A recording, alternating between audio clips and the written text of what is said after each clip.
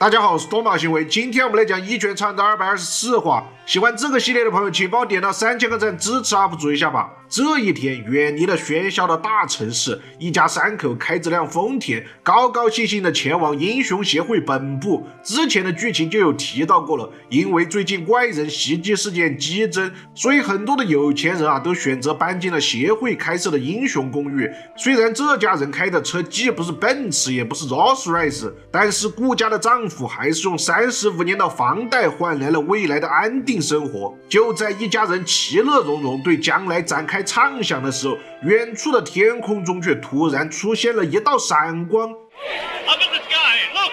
It's a bird! It's a plane! It's Superman! 光头自上一话和龙卷在地下对峙过后，他将龙卷搂入怀中，一口气冲出了协会大楼。可惜因为不会飞的缘故两个人没冲多远就降落在了满是坑洼的荒地上。在如同打水漂的一通翻滚过后，龙卷有些无语的强行停在了半空中。他痛骂光头道：“你这个死变态一直抱着我不放，是想吃豆腐吗？”随后龙卷吹动念力，在空中高速旋转，想要把光头给甩飞出去。我一看，哟，龙卷你还会牙痛呀！紧接着，龙卷犹如猫和老鼠里杰瑞的大表哥附体了一般，用娇小的身躯抡起光头，做着单臂大回环，再接上一招念力一本过肩摔。虽然四周的地面都被吓得四分五裂，但光头的手依旧是抓着龙卷不放而龙卷呢，也不知道是青春期来得太迟了还是怎么回事，居然有些娇羞的冲着光头喊道：“你怎么还不放手你该不会同时也喜欢着我吧？”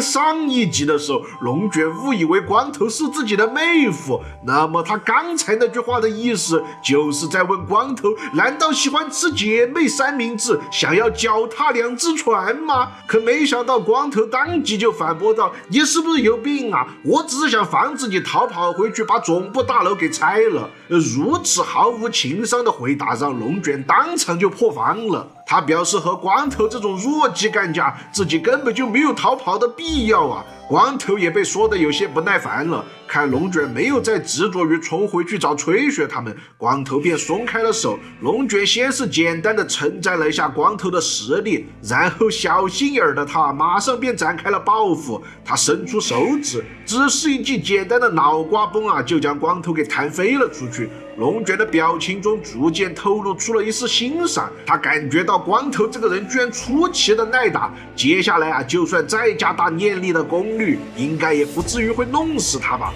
说完龙卷就将周围的石块引导至了空中，再让他们高速的环绕自己旋转，一时间一股由念力人工形成的高密度龙卷风就出现在了光头的面前。这就是与龙卷名字遥相呼应的招牌法术吗？光头看着眼前堪比自然灾害的壮阔景象，脸上居然浮现出了单纯的笑容。居然能够做到这种程度，看来可以很愉快的进行玩耍了呢。正当光头和龙卷在外面打得不可开交，镜头却突然一转来到了协会的地下室。前来支援的英雄们和吹雪组的部队汇合了。睫毛怪简单的叙述了下之前的情况。正当他们聊起这个被封印在石头里的超能力者时，石头居然自己裂开了，地面上就只剩下一个空洞而已。那敌人早就溜之大吉了，连那个打入吹雪组的内鬼也一并逃走了。不过这两个人也是挺捞的，居然只是开了一辆破车，强行冲过了门口的安检，用相当复古的方式逃离了英雄协会。那个被龙卷吊打了的超能力者，一路上还在注射不知名的奇怪药剂。他看着路旁龙卷制造出的超大风暴，一脸炮灰的模样，咬牙切齿的表示：“龙卷，跟你没完，你等着我，你等着！”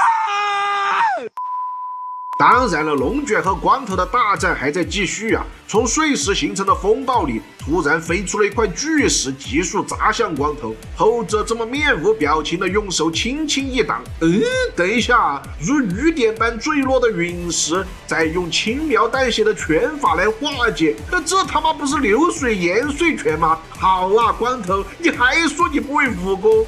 而在这起英雄斗殴事件当中，最闹的当属是英雄协会了。光头他们在距离协会仅有2公里的地方闹事，这帮大楼里吃干饭的居然还搞不清楚到底是发生了什么事情。同时这里也悄悄铺垫了很多协会运营上的问题，估计是在为之后分家的事情做准备啊。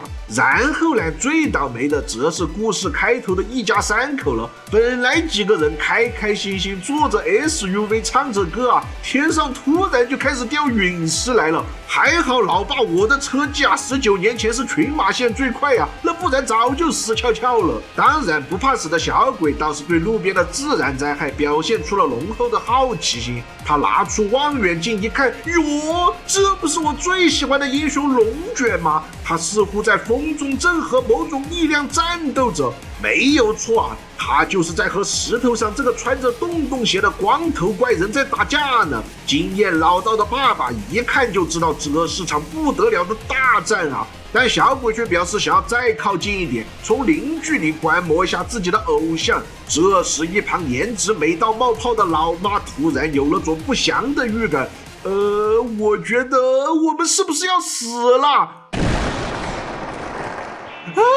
还好光头及时现身，打碎了正欲压扁小车的巨石。光头气得痛骂龙卷：“你他妈的疯了是吧？刚才那招差点就把普通人给砸死了。”而龙卷则是不以为然：“要你多管闲事我早就看到那辆汽车了，那一切都在我的计划之中说完，茫茫多的石头又向着光头袭来。光头表示，那龙卷也太难交流了吧，看来目前只能在空地上先把他的体力消耗完再说这种在陪小孩子玩过家家的行为，光头简直就像个保姆一样嘛！也不好，刚才在想事情的时候，光头走神了，一发石头没注意就被他弹向小车那边去了。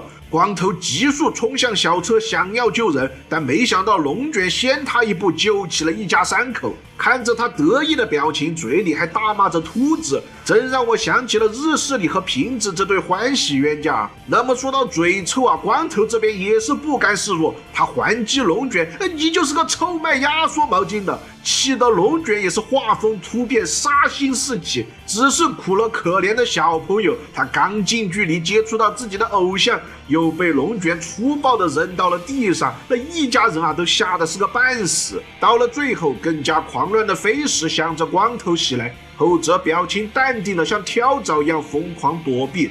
龙卷似乎非常得意的在玩弄着光头。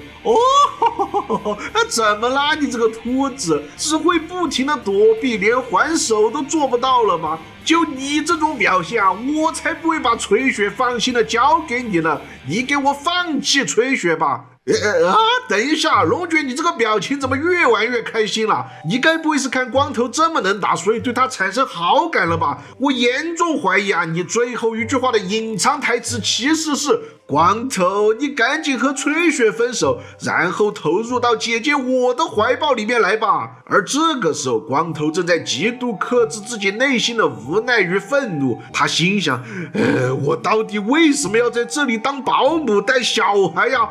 我真的好想回家呀！本话结束。